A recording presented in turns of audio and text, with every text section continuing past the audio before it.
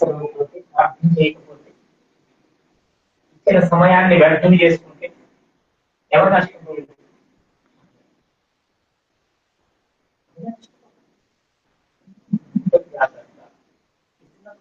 ఏముండాలి?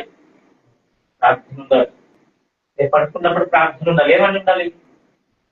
దినవంత కాచి కాపాడి చక్కగా సజీవులకు దాని నెత్తు వదులుకొని అధికారుల వరకు ఏ దోక లేకుండా కూడా రోడ్డు పొడుగు కాలు లేనివారు, శరీర అవయవాలు పోగొట్టుకొని వాటి తెలివేసి వాటి బాధ తెలిసి అని చేసుకోక పెట్టే వాళ్ళు లేక ఎంత నరకం అనుభవిస్తారు. అన్ని ఉన్నవి తినడానికి, శరీరములు అన్ని సత్తకుంటాయి. ఏం చేయాలి మనం? సజీవుల గురించి అదే ఒకసారి చెప్పండి. ఇది సాఫ్ట్గా ఉంటుందా, రఫ్గా ఉంటుందా? రఫ్గా ఉంటుందా? ఇది కానీ ఇక్కడ కానీ ఇది సాఫ్ట్ అంటే స్మూత్ గా. ఈ చర్మం మీద పెట్టి ఎక్కడ వస్తుంది చెప్పండి.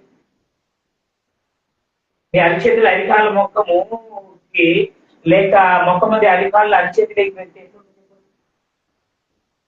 మీరు ఏ పని చేయగలుగుతారా? ఎవరికైనా ఎంత పని చేసిన